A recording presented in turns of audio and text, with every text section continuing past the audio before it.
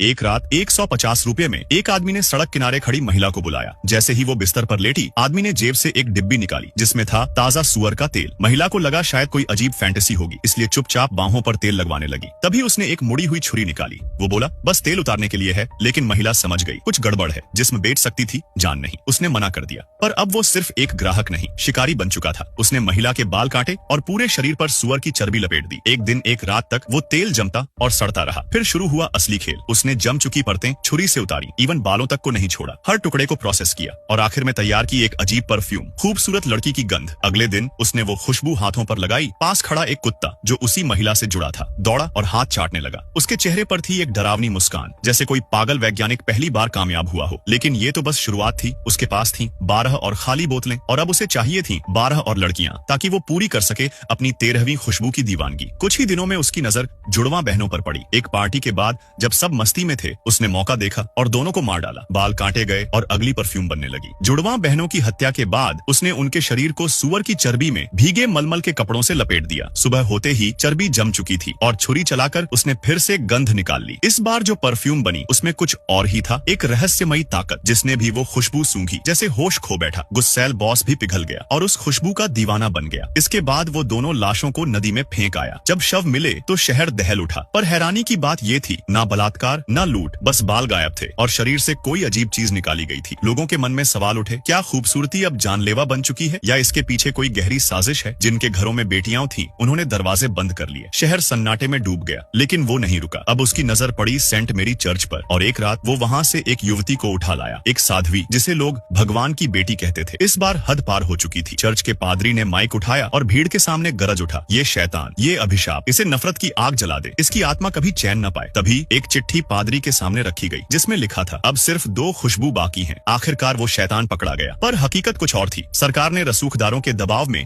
एक बेगुनाह पर इतना जुल्म किया कि उसने जुर्म कबूल कर लिया। मामला बंद हुआ। कस्बा फिर से अपनी पुरानी रफ्तार में लौट आया। लेकिन एक शख्स अब भी बेचैन था, मीरा का पिता। मीरा शहर की सबसे खूबसूरत लड़की और उसका पिता एक प्रतिष्ठित, शांत और समझदार आदमी। उसे अंदेशा था असल हत्यारा अभी भी जिंदा है, और वो सही था, क्योंकि वो दरिंदा अब तक 12 खुशबू बना चुका था। पर उसकी दीवानगी थी 13वीं खुशबू, जिसके लिए चाहिए थी सिर्फ एक लड़की, मीरा। सुबह पिता ने मीरा और भरोसेमंद नौकरों को साथ लिया और कस्बा छोड़ दिया। उसी वक्त वो दरिंदा एक अजीब सपना देख रहा था, जिसमें उसकी बनाई खुशबू फीकी पड़ रही थी। झटके से उठा और समझ गया मीरा जा रही है। उसने बिना एक पल गंवाए सामान समेटा और निकल पड़ा उसके पीछे। मीरा का पिता चालाक था। एक चौराहे पर नौकरों को मुख्य रास्ते भेजा और खुद मीरा को लेकर एक सुनसान पगडंडी पर मुड़ गया। लेकिन वो एक बात नहीं जानता था, हत्यारा आंखों से नहीं, गंध से पहचानता था। मीरा की वही खास महक जिसे वो बंद आंखों से भी सूंघ सकता था। उधर कस्बे में एक और घटना हुई। वही वेश्या का पालतू कुत्ता शेरू एक जगह मिट्टी खोदने लगा और जमीन के नीचे से 12 लड़कियों के कपड़े और सामान बरामद हुए। सच सामने था, वो दरिंदा अब तक 12 मासूमों को बेरहमी से मार चुका था। और इधर मीरा और उसका पिता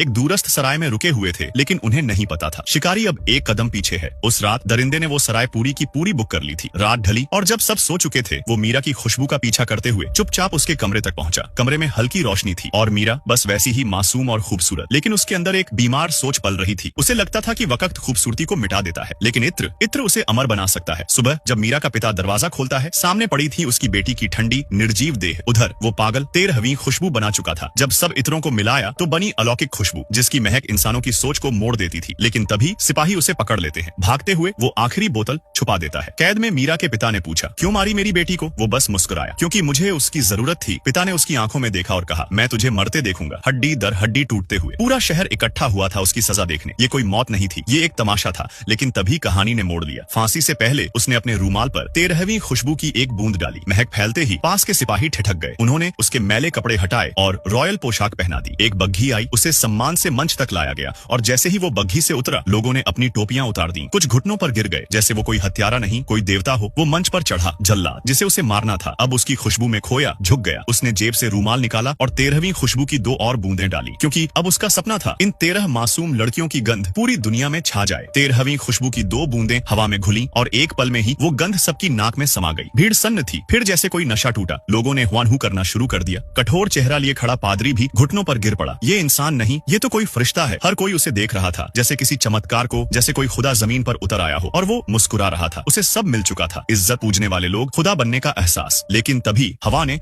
उसके हाथ से रूमाल छीन लिया। 13वीं खुशबू से भीगा वो रूमाल हवा में उड़ता गया और अब सबकी नजरें उसी पर थीं। सच खुल गया, वो जिसे सब पूज रहे थे वो इंसान नहीं, वो गंध थी। उसका चेहरा सून पड़ गया, उसकी आंखों में निराशा तैरने लगी। लोग उसे नहीं, उसकी बनाई चीज को चाहते थे। फिर फैसला आया, वो निर्दोष है। पुलिस ने लोगों की भूख मिटाने के लिए उसके मकान मालिक को पकड़ लिया, उसे पीटा गया, जबरन कबूल करवाया गया, सब मैंने ही किया है। अब वो आदमी आजाद था। 13 परफ्यूम की बोतलों के साथ वो रवाना हुआ पेरिस की ओर। चाहता तो दुनिया को झुका सकता था, राजाओं को बंधुआ बना सकता था, बिना एक शब्द बोले। लेकिन दिल खाली था। वो लौटा वहीं जहां से निकला था, एक अंधेरा सीलन भरा कमरा, और वहां उसने पूरी 13वीं खुशबू खुद पर उड़ेल दी। कुछ ही देर में वो गंध फैल गई। पास की गली से महिलाएं खींची चली आईं। उनकी आंखों में दिव्यता थी, जैसे कोई फरिश्ता उतर आया हो। हम तुमसे प्यार करते हैं, उन्होंने कहा। लेकिन वो प्यार नहीं था, वो गंध का नशा था। पल भर में सब उस पर टूट पड़े, और जब सब खत्म हुआ उसका शरीर जैसे कभी था ही नहीं। 13वीं खुशबू ने उसे सब कुछ दिया और उसी ने उसे निगल लिया।